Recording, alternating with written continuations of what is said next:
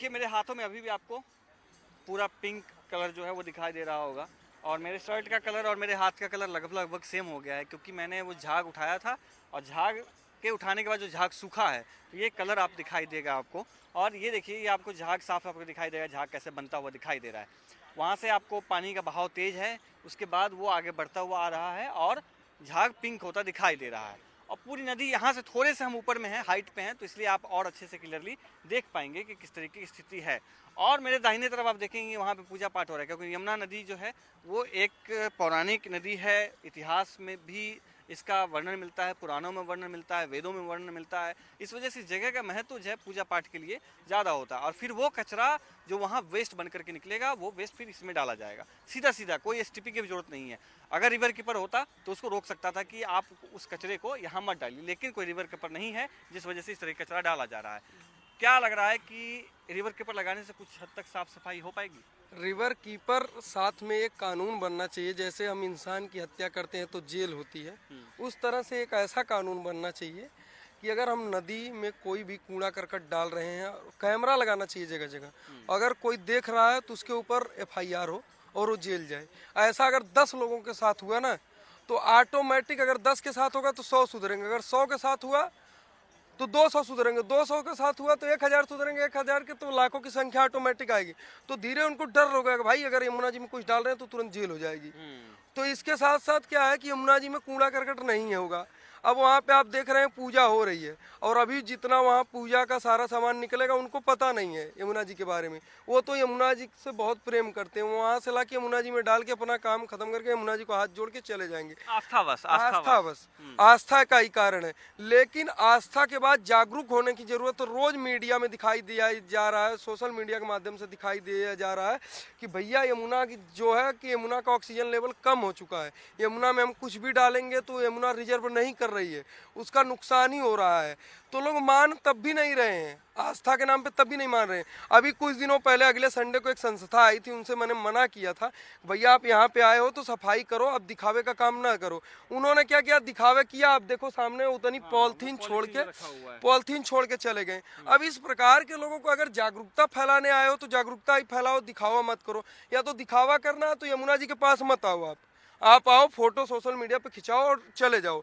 अगर यमुना का साफ करना है तो दूसरा चीज है, दूसरा पॉइंट है साफ करने की, फोटो से यमुना जी नहीं साफ होंगी। अब देखिए इधर आप नाला देख सकते हैं, इधर एक नाला बहती है और नाला बहते हुए जो है सीधा सीधा आगे वो नदी में आके मिलता है। अगर एसटीपी लगा होता तो उस तरीके की स्थिति यहाँ नहीं होती। अब देखिए यहाँ पर भी आपको मूर्तियाँ आपको दिखाई देंगी, झाग जो हैं वो दिखाई देगा, और तमाम तरीके की गंदगी आपको यहाँ पे किनारे में दिखाई देगी। यहाँ पे मछली पालन होता है, मछली वही फिर बाजार में सप्लाई होता है और वो फिर आम लोग खाते हैं।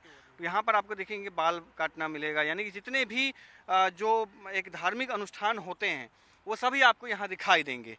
ये देखिए मूर्तियाँ, ये भगवान हैं, भगवान कृष्ण हैं, भगवान हनुमान जी हैं। इस मूर्तियां को हम लोगों ने यही नहीं एमसीडी की एक गाड़ियां भर के हम लोगों ने ये मूर्तियां निकाला है यमुना जी के अंदर से। हनुमान जी की बहुत बड़ी मूर्ति वहां पे देखोगे, ये भगवान से जिन्होंने प्यार किया, पूजा किया, आज भगवान को छोड़ दिया नाले में। अगर आपको इतना ही भगवान से प्रेम है तो सोने चांदी की मूर्तियां बनवाओ ना, क्या जरूरत है मट्टी की मूर्ति लाने की, पत्थर की मूर्ति लाने की। एक छोटे से सोने चांदी की मूर्ति लाओ। वो जमाने दूसरे थे जब हम पत्थर की मूर्तियां लाते थे, तब जनसंचार कम था, अर्थव्यवस्था कम थी, लोग कम थे, जनसंख्या कम थी। आज जनसंख्या बढ़ चुकी है, जनसंख्या के साथ खाद्य सिस्टम बढ़ गया है, जनसंचार बढ़ गया है। जब ये सारे सिस्टम बढ़ेंगे, जब सिस्टम बढ़ेंगे तो उसके साथ साथ प्राकृतिक के ऊपर प्रकोप भी बढ़ेगा, और जब प्रकोप बढ़ेगा तो विनाश का कारण बनेगा। विनाश का कारण आप देख सकते हैं, जैसे यमुना जी हैं, यमुना जी गंदी हो चुकी है तो ये विनाश का एक कारण ही है। ये दिल्ली एनसीआर के लोगों के लिए बहुत दुर्भाग्य का बात है कि जो हमें कैंसर जैसे, पथरी जैसे, बाल झड़ने, तमाम प्रकार के पेट में जो रोग हो रहा है उसका कारण जानते हैं आप क्या है?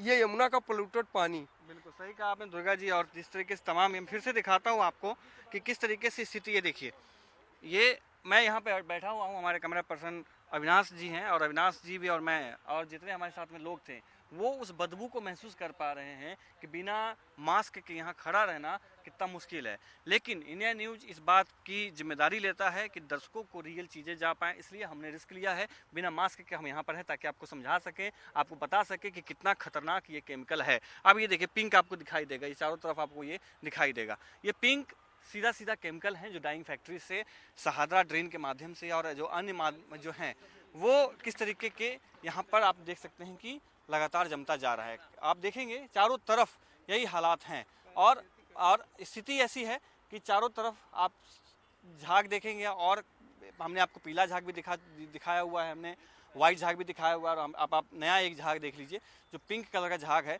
वो दिखाई देता है। और अब देखना आगे यह है कि आगे जो 3 साल आने वाला है जिसमें कहा गया है कि 3 सालों बाद में यमुना साफ हो जाएगा, देखना यह है कि ये वादे जो हैं कितना पूरा हो पाता है। कैमरा नवनास के साथ में मैं आदित्य कुमार, इंडिया न्यूज़, दिल्ली।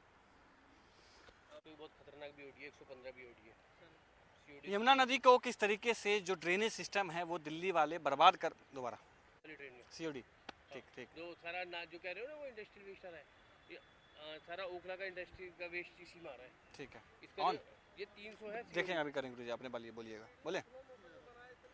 यमुना की स्थिति दिन प्रतिदिन खराब होती जा रही है, इतनी जहरीली कि यहाँ पर कोई सांस लेना भी मुश्किल हो जाए, लोग यहाँ खड़े नहीं हो सकते। मैं मौजूद हूँ यहाँ पे और मेरे कैमरा पर्सन अविनाश हैं और हम दोनों इस बात को महसूस कर पा रहे हैं कि यहाँ पर खड़ा होना कितना खतरनाक है, कितनी बदबू आती है और किस तरीके से जो दिल्ली के ड्रेनेज सिस्टम है वो सीधे सीधे यमुना में आकर मिलता है, किस तरीके से केमिकल वेस्ट इसमें मिलता है वो मैं आपको दिखाता